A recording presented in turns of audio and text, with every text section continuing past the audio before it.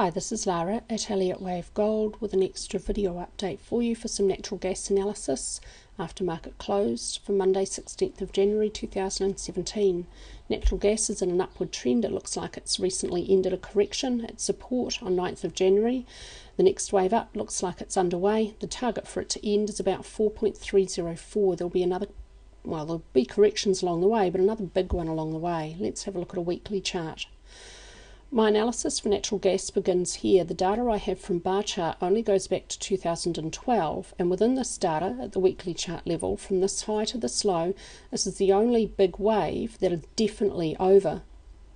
And so this is where my analysis begins. When you do an Elliott Wave analysis on a new market, you need to begin with as much data as you can possibly get, going back as long as you can at the highest time frame where it fits best. And so that's what I've done. This is at the weekly chart level.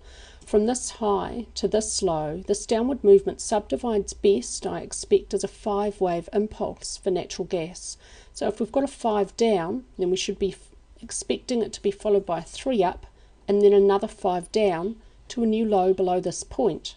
That's the basic Elliott Wave structure. This looks like a big correction. It looks like a zigzag subdividing 5, 3, 5, but even if it's an impulse and we relabel it cycle 1, 2, 3, the subdivisions are exactly the same. So that's what I'll be expecting. Within this 5-wave structure down, all the subdivisions fit perfectly. I've only gone down to the daily chart level for a movement going back this far. I expect that's all you need. And now we are expecting a 3 up because this is a 5 down. The 3 up can't move beyond its start above 6.489. For this 3 up, draw an Elliott channel around this correction from the start of A to the end of B, place a parallel copy on A. Within A, we can see that the third wave overshot the upper edge of the channel. Third waves should exhibit strength. That's very common to see them overshoot channels. So this part of the wave count has a pretty textbook perfect look. If the B wave is over here, I'd be expecting the C wave up to be underway now. Let's have a look at how this unfolds at the daily chart level where the end of primary B. It's probably this point down here, and this all fits very neatly within a channel, very close to resistance up here and again up here. Now if this is wrong and the intermediate wave 2 is not over here and continues lower, then I'd expect it to find support at the lower edge of this channel. But I'm going to label it as over because the subdivisions look about right and the proportion is good to intermediate wave 1. I expect intermediate wave 2 is a very common expanded flat. They subdivide 3, 3, 5.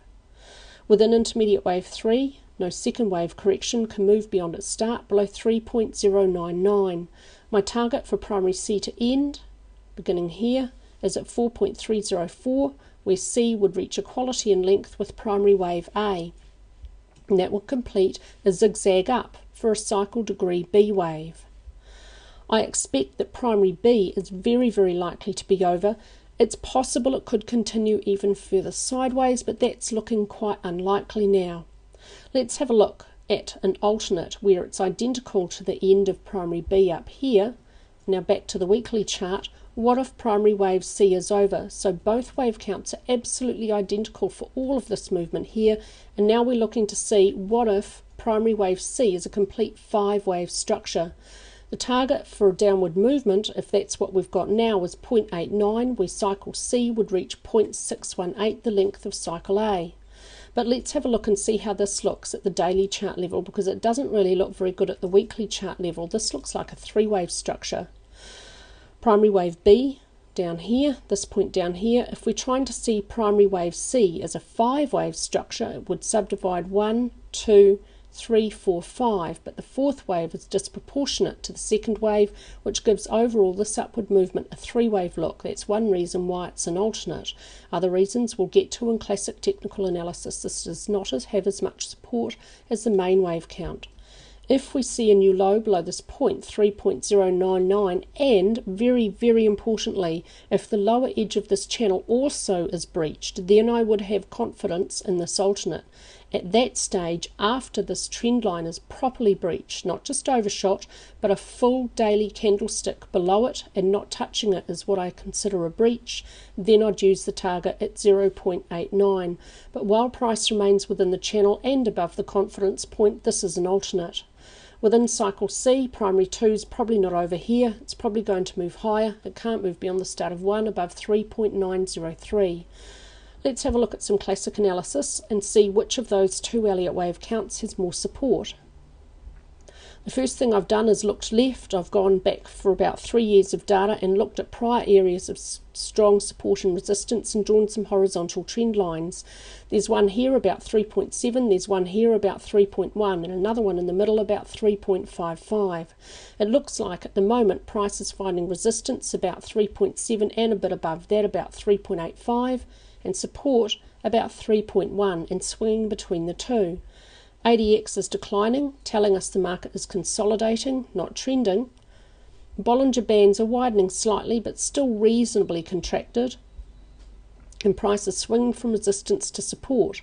So, with a range-bound approach to trading this market at this time, I'd expect with stochastics just returning from oversold, now starting to return up into neutral territory, and price having found support now moving up, that this upward swing is overall going to continue at least to about 3.7, if not higher, about 3.85. And stochastics at the same time should reach up into overbought. When stochastics reaches overbought, if price has found resistance at the same time, depending on what ADX is doing, we may see an end to the upward swing. RSI is pretty close to neutral, not much information there. We've already looked at Bollinger Bands. The other thing about Bollinger Bands, price found support along the way down the lower edge of Bollinger Bands for a few days and it's moving up from there. It's now about the midline of Bollinger Bands. We may very well see some resistance there, but if for the next couple of days price moves above the midline, then expect it to continue up to at least 3.7. 3 of these last 4 days have been upwards days and we're seeing some increase in volume for some upward movement, so there is some support for the rise in price. That also supports the idea that we're going to see a continuation of upward movement at least to 3.7. But natural gas, I'm noticing, isn't really always very consistent in its volume supporting its trends or not. This is a market that's new to me. I have not been analysing this for very long at all. I only started to look at it just a few weeks ago. One thing I'm noticing here is we've got a strong rise in price with support from volume here, but here in this upward movement we did not have support from volume for the rise in price, and this was more choppy and overlapping. Here we've got upward movement with a good strong support from volume. And the strongest day is the middle of the upward movement, not the end. It didn't end necessarily with a blow off top, although this looks like a reasonable blow off top. This downward movement ended with some increase in volume after first the market falling of its own weight, and then sellers came in to support the movement toward the end, ending with strong volume, but not the strongest. In hindsight, if you cover over all of this piece of the market, you couldn't necessarily say that this was a selling climax because it's still lighter than this downward day. And so I don't think that natural gas exhibits blow-off tops and selling climaxes quite in the same way that gold and US oil do. They seem to be a little bit more consistent with that tendency. So I won't necessarily be looking for it in this market. Moving averages are telling us that the trend is still most likely up, and overall it has been trending upward since February 2016, and with corrections along the way. The corrections for this market appear to be really reasonably deep and time consuming, but overall we're in an upward trend. The short-term average is above the mid-term, and I use Fibonacci days for my short-term, either 21 or 34 depending on the market. 55 for the midterm, and I use the 200-day moving average for my long-term average. With short above mid above long, that tells us the trend is up, and all three at this stage today are pointing upward. That with some support from volume for upward movement and stochastics returning from oversold tells me to expect a continuation of upward movement at least to resistance. We'll see what the indicators are saying when we get up to about 3.7. Here's the strongest piece of analysis on this chart. We've got a small breakout from a small resistance line from on-balance volume. This usually works pretty well with trend lines. Not always. If we drew some lines around this little piece here, we had a downward break and then we returned back up, but it found resistance about the same point. With this little break, this is a reasonable bullish signal, not strong because this line's only been tested twice and it's not very long held, but it's a bullish signal. I think that's the strongest piece of analysis on this chart. I'll expect price to continue up at least to 3.7.